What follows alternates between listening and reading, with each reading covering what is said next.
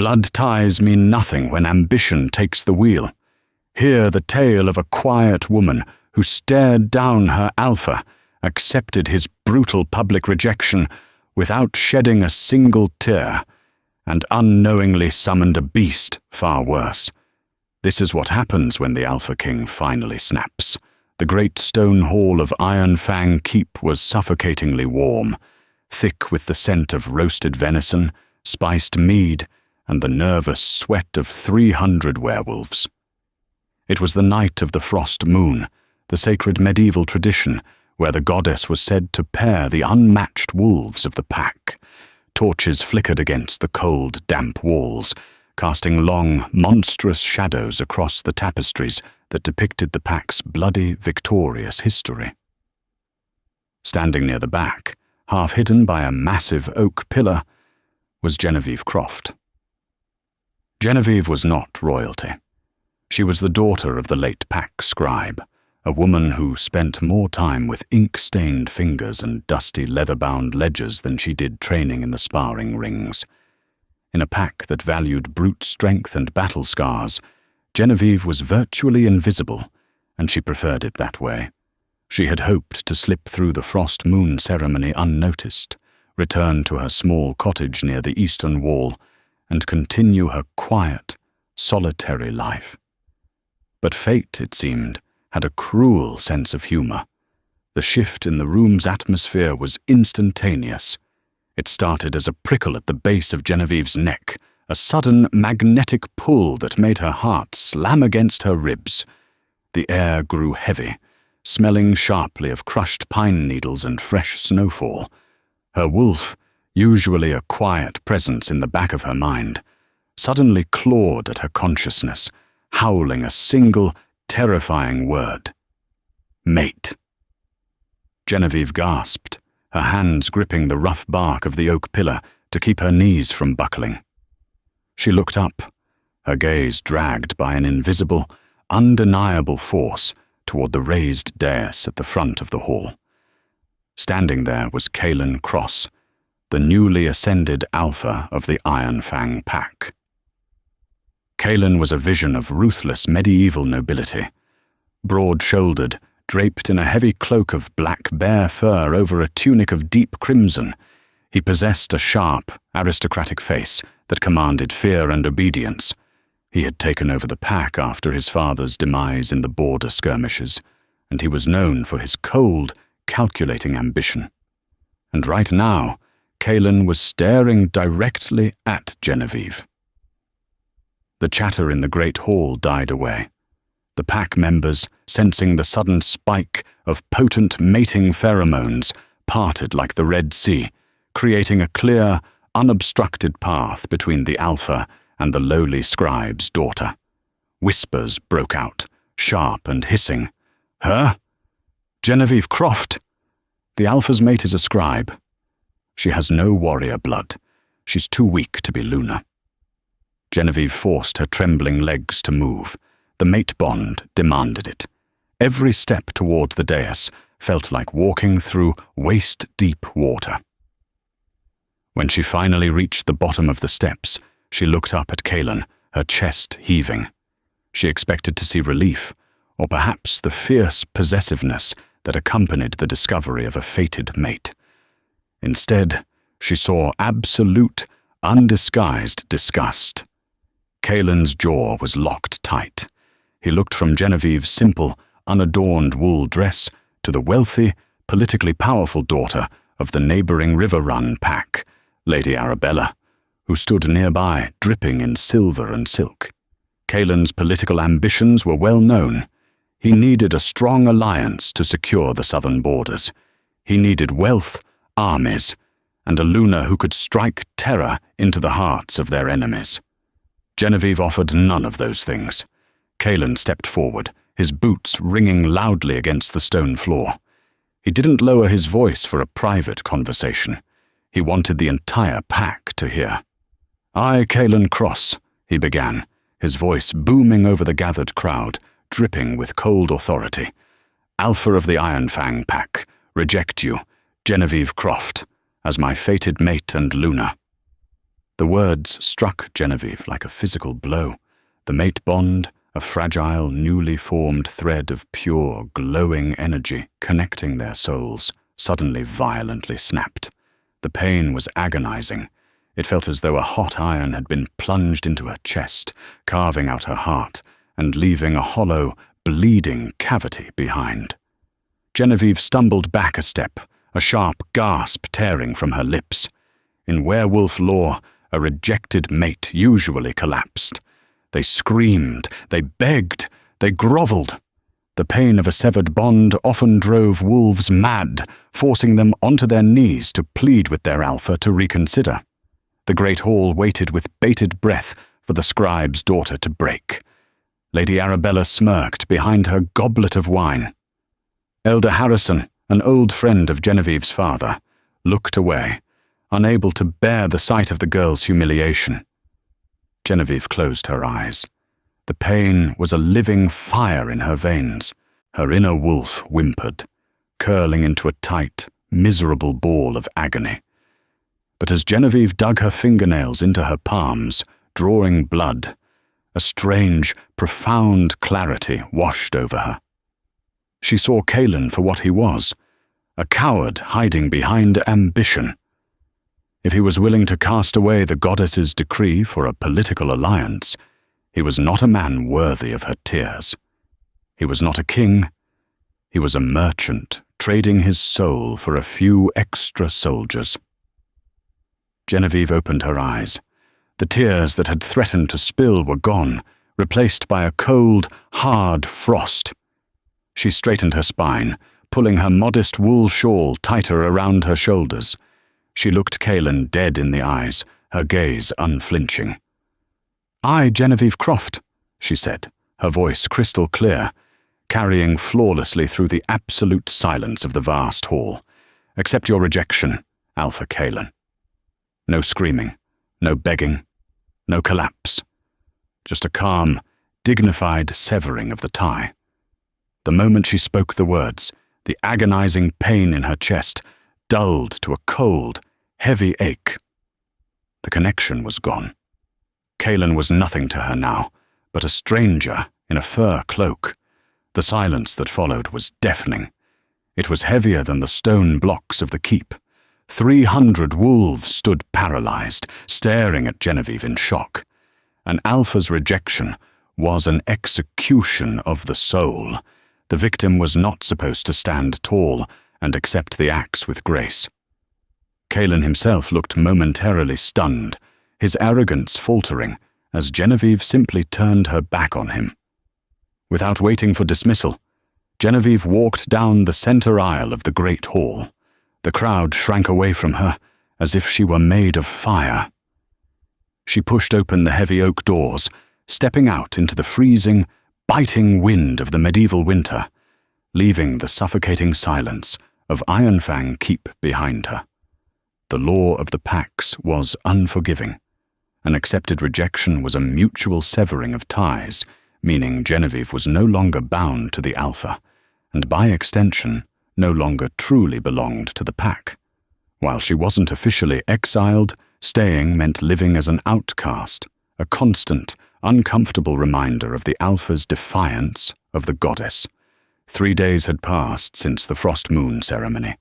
For 3 days, Genevieve had locked herself in her stone cottage, packing her meager belongings into a single woven sack.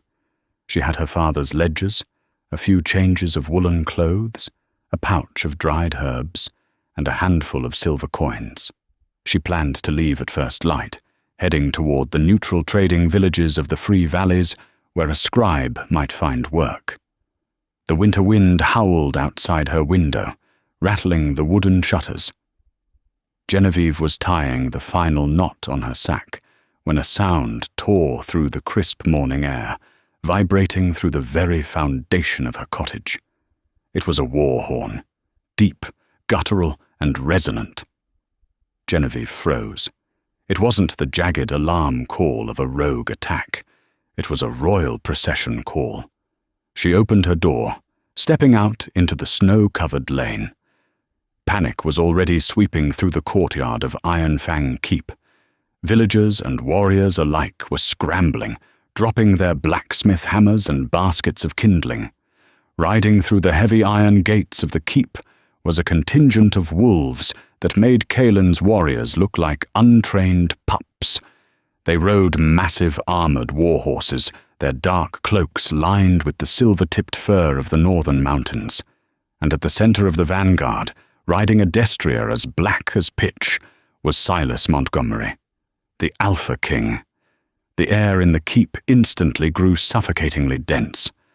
Silas Montgomery was a living legend, a warlord who had united the fractured territories of the continent a decade ago through a campaign of sheer, unadulterated brutality.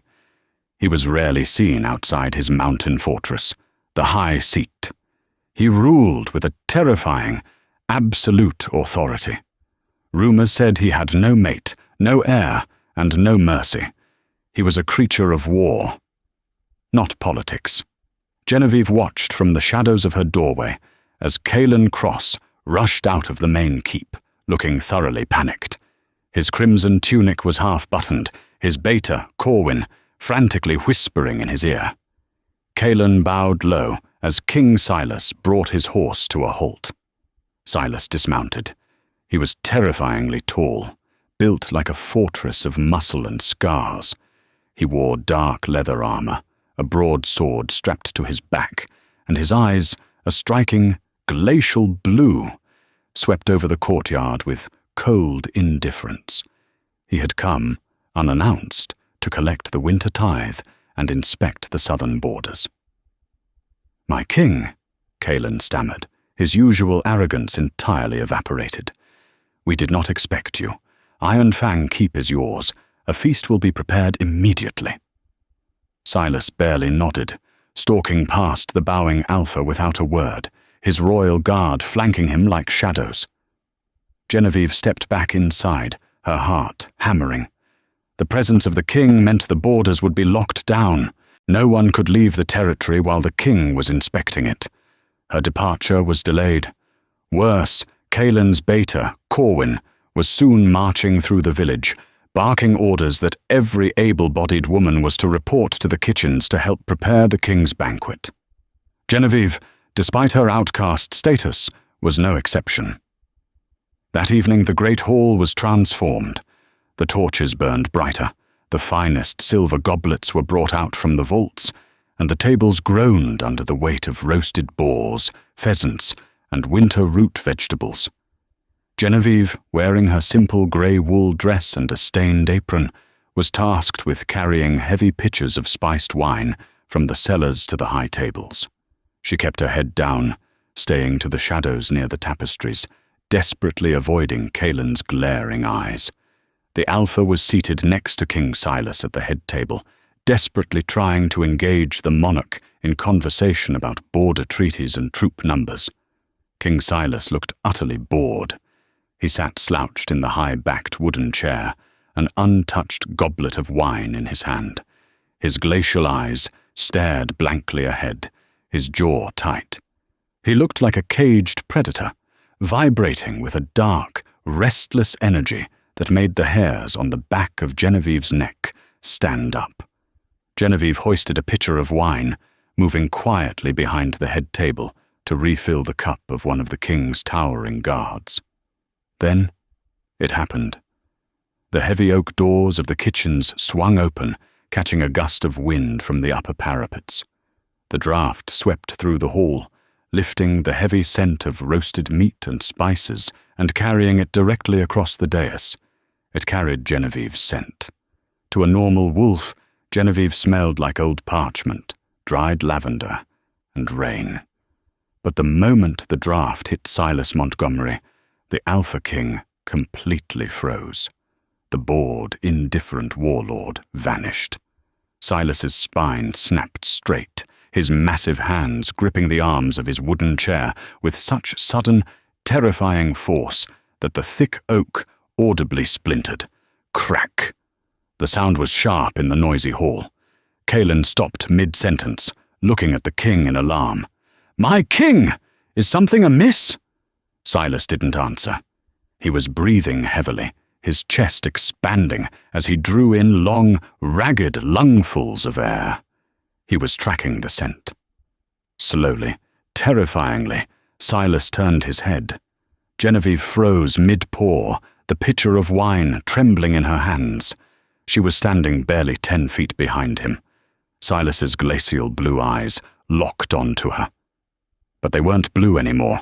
They were bleeding into a brilliant, luminescent, terrifying alpha crimson. A low, guttural growl began to rumble in the king's chest.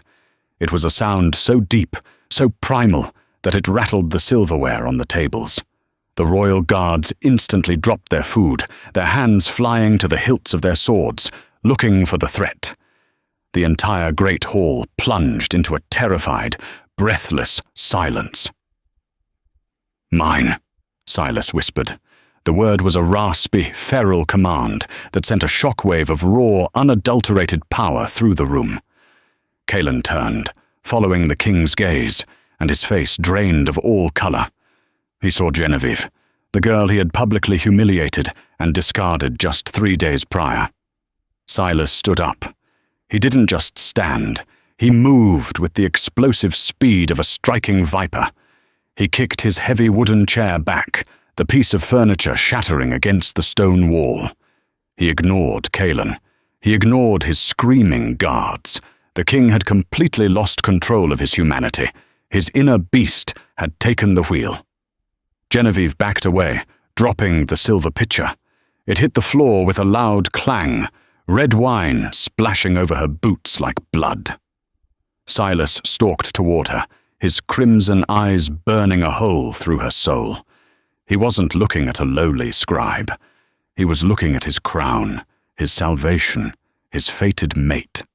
And as the towering, monstrous king cornered her against the cold stone wall, his massive hands coming up to gently, reverently cup her terrified face, Genevieve realized her quiet life was officially over. The great hall of Iron Fang Keep was trapped in a suffocating, terrifying stillness. The only sound was the crackle of the hearth fires and the heavy, ragged breathing of the Alpha King. Silas Montgomery loomed over Genevieve Croft. His massive frame completely eclipsed the torchlight, plunging her into his shadow. Up close, the king was not just a warlord. He was a force of nature.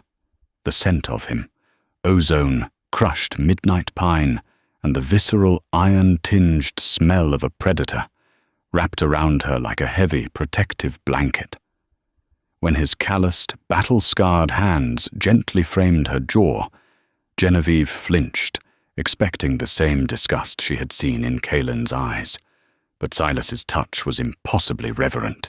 His thumbs brushed over her cheekbones, his crimson eyes tracing every line of her pale face as if she were a holy relic he had spent a lifetime searching for.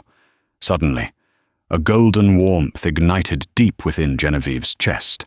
It was nothing like the fragile, painful thread she had felt with Kaelan. This bond was a roaring inferno, an ancient, unbreakable cable of pure, sovereign energy that anchored her soul directly to his.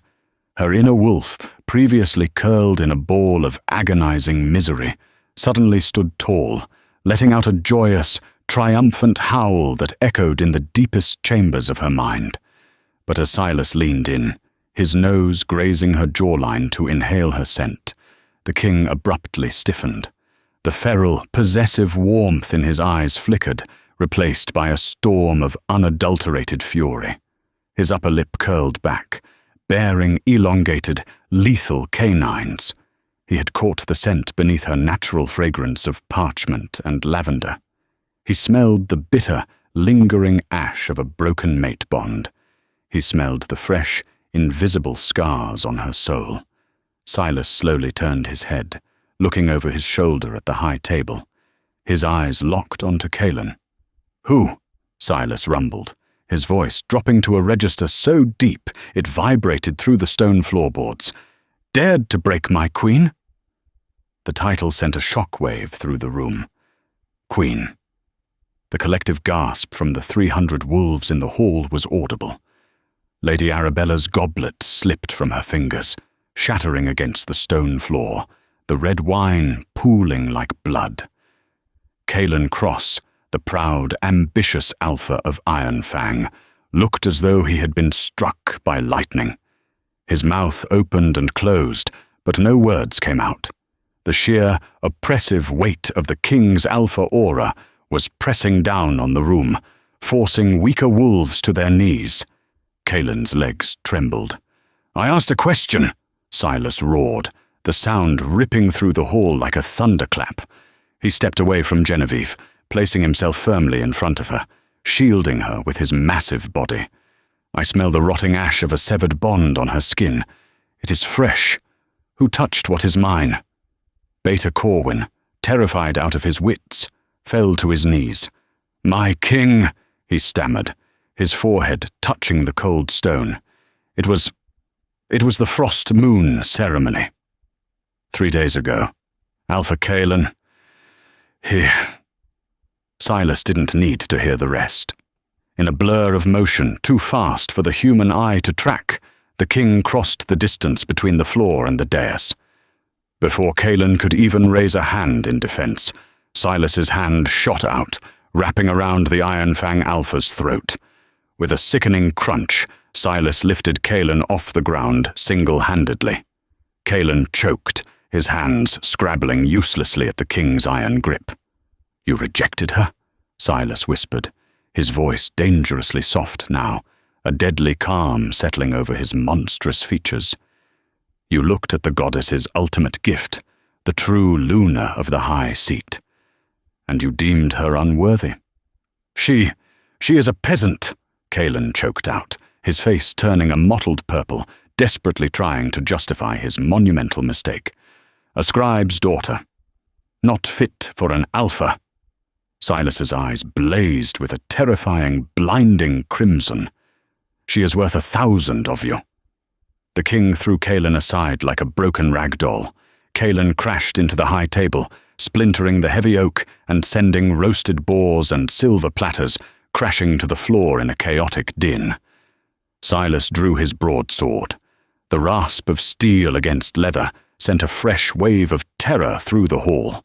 He meant to execute the alpha right then and there. "My king, wait!" The voice belonged to Elder Harrison, who rushed forward, throwing his frail body between the king and the bleeding alpha. "I beg of you, hold your blade. By the ancient decrees, the treaties penned by Lord William Hastings in the First Era, a king cannot execute an alpha in his own hall without a tribunal. It will spark a civil war among the southern packs." Silas paused, the tip of his broadsword resting an inch from Calen's throat. He knew the name Lord William Hastings well. It was a real, binding historical treaty that kept the fragile peace between the savage werewolf territories. Silas could slaughter them all, but he was a king, not a butcher. He needed the southern borders secure. Silas slowly sheathed his sword, but his gaze remained lethal. "There will be no civil war," Silas spat, looking down at Calen with absolute disgust. "Because Iron Fang no longer has an alpha. You are stripped of your title, Calen Cross. You will live the rest of your pathetic days, knowing you threw away the most powerful woman in our world for a cheap political parlor trick." Silas turned his back on the ruined man. He walked back to Genevieve, who was trembling by the wall. The anger melted from his face, replaced once again by that terrifying, overwhelming reverence. Without a word, he scooped her up into his arms. She weighed nothing to him. "Pack your ledgers, little bird," Silas murmured against her hair, his voice gentle. "We leave for the high seat at dawn. You will never set foot in this miserable keep again." The king commandeered the lord's chambers in the highest tower of Iron Fang Keep for the night. The blizzard howling outside had rendered the mountain passes unnavigable until morning. Silas had placed 2 of his most lethal royal guards outside the heavy oak door, refusing to let Genevieve out of his sight. Inside the chamber, a massive fire roared in the hearth. Genevieve sat on the edge of the velvet-draped canopy bed, her hands wrapped around a goblet of warm, spiced cider Silas had forced upon her to stop her shivering. The king paced the room like a caged panther, his eyes darting to the windows, his protective instincts in overdrive. "I don't understand," Genevieve finally whispered, breaking the heavy silence. She looked down at her plain, ink-stained hands. "Why me? The goddess paired me with Kaelin first. It was a mistake. I am just Genevieve Croft. My father was a scribe." Silas stopped pacing. He knelt before her, entirely uncaring of the dirt on the floor, and took her small hands in his massive ones. "The goddess does not make mistakes, Genevieve.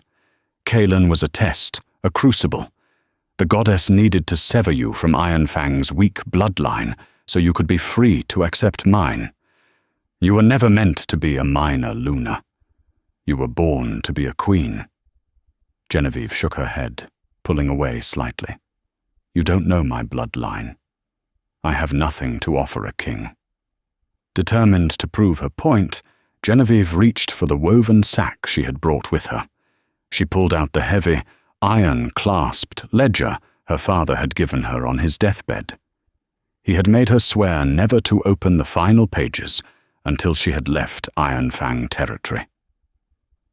"Look," she said, flipping past the years of mundane grain tallies and tax records. She reached the back of the book. The parchment here was older, yellowed, and sealed with brittle red wax bearing a crest she didn't recognize, a crescent moon pierced by a silver sword. Silas's breath hitched the moment he saw the crest. "Where did you get that?" "It's my father's," Genevieve said, breaking the ancient wax seal. She unrolled the parchment. It was a birth record, written in her father's meticulous handwriting, but the names were wrong. Child, Genevieve. Mother, Lady Eleanor Talbot. Father, Lord Henry Beaufort of the Silver Crest lineage. Genevieve stared at the names, her heart stopping. The names weren't just nobility. They were history. The Silvercrest pack was the ancient royal bloodline of the Free Valleys, slaughtered 30 years ago by rogue armies. Lady Eleanor Talbot was the last known survivor, rumored to have vanished into the southern mountains. "My mother," Genevieve breathed, the world tilting on its axis. "My mother wasn't a village woman. She was a Talbot." Silas let out a low, rumbling laugh of pure disbelief and awe. "A scribe's daughter," he mocked gently, his eyes shining with pride. "Your father, the scribe, forged your identity to hide you from the rogues that hunted your mother's bloodline. He buried the true queen of the valleys in plain sight." He touched her cheek. "You carry the blood of the first kings, Genevieve. Your claim to the territories is older and stronger than mine." Suddenly, a loud crash echoed from the stone corridor outside. Silas was on his feet in a microsecond, his broadsword drawn. The guttural snarls of werewolves, tearing into each other, vibrated through the heavy oak door. The clash of steel rang out, followed by a wet, sickening thud. The door burst open. Standing there, covered in blood, was Kaelin. He had gone completely rogue. Stripped of his alpha title and his pride, the dark magic of a broken mind had taken over. He held a silver-laced dagger, a forbidden weapon, dripping with the blood of one of Silas's guards. Behind him stood Corwin and a dozen loyalists who refused to bow to the king's decree. "If I cannot have the southern armies," Kaelin hissed, his eyes crazed, darting between Silas and Genevieve, "then the king will not have a queen. I will end the Talbot bloodline tonight." He had been listening at the door. He knew her secret. Silas didn't even bother to speak. He let out a roar that shook the dust from the rafters, his body rapidly expanding, bones cracking and reshaping as he shifted into his lichen form, a monstrous, 10-foot-tall beast of midnight fur and muscle. Kaelan lunged, but he was a dying ember throwing himself into a hurricane. Silas caught Kaelan's armed hand in mid-air. With a sickening snap, the king broke the rogue's wrist, forcing him to drop the silver dagger. In the same fluid, brutal motion, Silas backhanded Corwin, sending the beta crashing through the stone balcony doors and out into the freezing blizzard below. The remaining loyalists faltered, staring in absolute terror at the Alpha King's true form. Silas placed a massive, clawed foot on Kaelan's chest, pinning the broken man to the stone floor. He looked back at Genevieve. He didn't execute him. He waited. Genevieve stood up. The timid scribe who had accepted a public rejection 3 days ago was dead. The ancient royal blood of Lady Eleanor Talbot and the Beaufort kings surged through her veins, amplified by the golden, roaring mate bond of the Alpha King. She walked forward, her chin raised, her eyes glowing with a newfound, piercing silver light. She looked down at the man who had humiliated her. "You rejected a scribe, Kaelan," Genevieve said, her voice echoing with the dual, terrifying timbre of a true lunar queen. "But you raised a weapon against your sovereign. The punishment for treason is death. But death is too quick for a coward." She looked up at the trembling loyalists in the doorway. "Take him to the northern wastes," she commanded, her voice ringing with absolute authority. "Abandon him in the snow with no pack, no title, and no name. Let the winter claim him." The loyalists immediately dropped to their knees, bowing to their new queen, before dragging the screaming, begging Kaelan out of the chamber. Silence returned to the room. Silas shifted back to his human form, his chest heaving. He looked at Genevieve, his crimson eyes filled with a ferocious, undying devotion. He dropped to one knee, taking her ink-stained hand and pressing his lips to her knuckles. "My queen," Silas whispered, a vow that sealed their fates forever. The pack had gone silent when she was rejected. But tomorrow, when they rode for the high seat, the entire world would howl her name. Did Genevieve's revenge satisfy your craving for justice?